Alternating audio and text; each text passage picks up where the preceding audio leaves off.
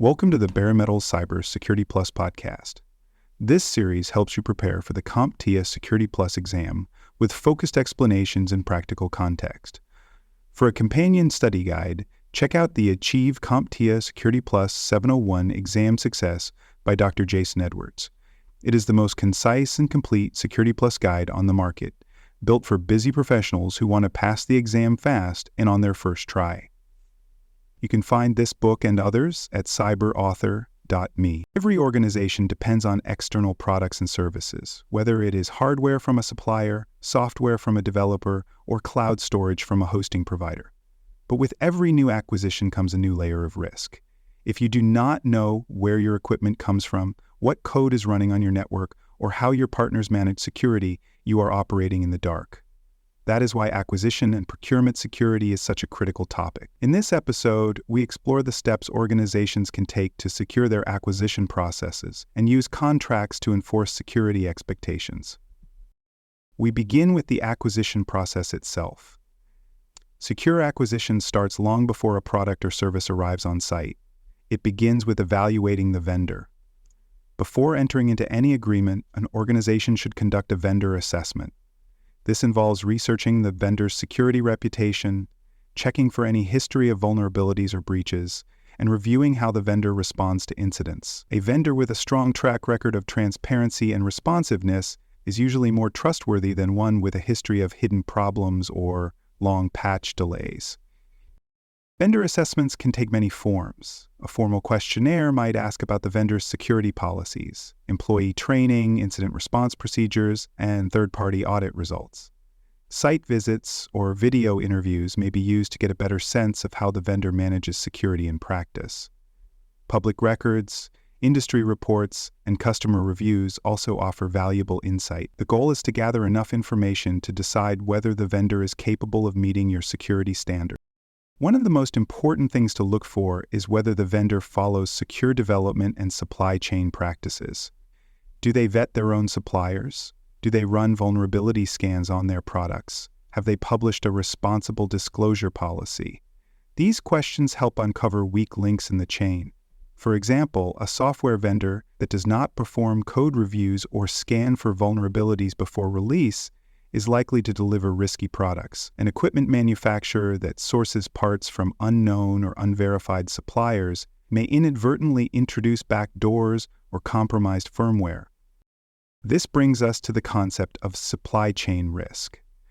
Supply chain risk refers to the possibility that a product or service has been compromised somewhere along its journey before it ever reaches the organization. This could include counterfeit parts, malicious code injections, or even intentional sabotage. The larger and more global the supply chain, the harder it is to track every component. That is why organizations must have secure procurement policies to reduce their exposure.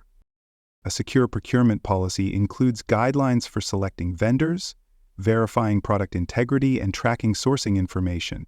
It may require that all critical software be compiled in-house or come with verifiable hashes to confirm authenticity. Hardware might need to be delivered in tamper-evident packaging or undergo additional testing before deployment. Some organizations go even further, maintaining a list of approved vendors and requiring executive review before purchasing from a new supplier. These policies create consistency and accountability in the procurement process. Let's consider a practical example. A government contractor is planning to purchase a large number of network switches for a secure facility.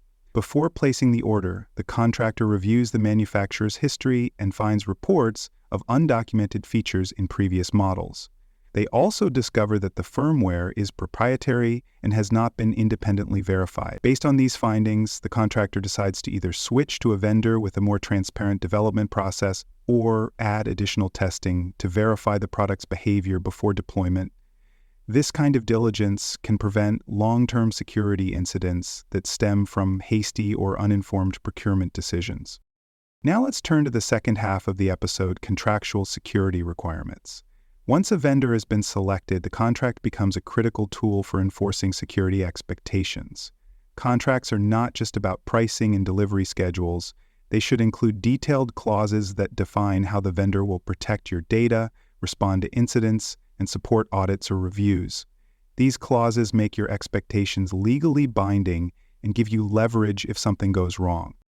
One essential clause is the right to audit. This gives the organization permission to inspect the vendor's security practices, either directly or through a third party. It allows you to verify that security controls are in place and working as promised. Without this clause, you may have to rely solely on the vendor's word. A well-written right to audit clause defines when audits can occur, what areas can be reviewed, and how findings will be addressed. It helps keep vendors accountable and encourages ongoing compliance. Another important element is the inclusion of specific security standards. For example, the contract might state that the vendor must comply with recognized frameworks such as the National Institute of Standards and Technology Guidelines or the International Organization for Standardization 27001. It might also require background checks for personnel, encryption for all sensitive data, or adherence to data breach notification laws. These expectations should be clearly defined and matched to the type of service or product being provided. Contracts should also cover incident response. If the vendor suffers a security breach, how quickly must they notify you? What information must they provide? Who is responsible for damages or regulatory reporting? Without these details in writing, responses to an incident can become delayed, unclear, or even adversarial. Setting clear expectations up front helps both parties act quickly and cooperatively if a problem arises. Let's walk through a real-world example. A company is working with a cloud services provider to host sensitive customer data. As part of the contract negotiation, the company includes a clause that the provider must notify them of any data breach within 24 hours, provide regular penetration testing results, and maintain compliance with the General Data Protection Regulation. They also include the right to review audit logs and require annual security reviews with joint remediation plans. When a breach later occurs, the vendor immediately informs the company, provides documentation, and works with them to address the issue.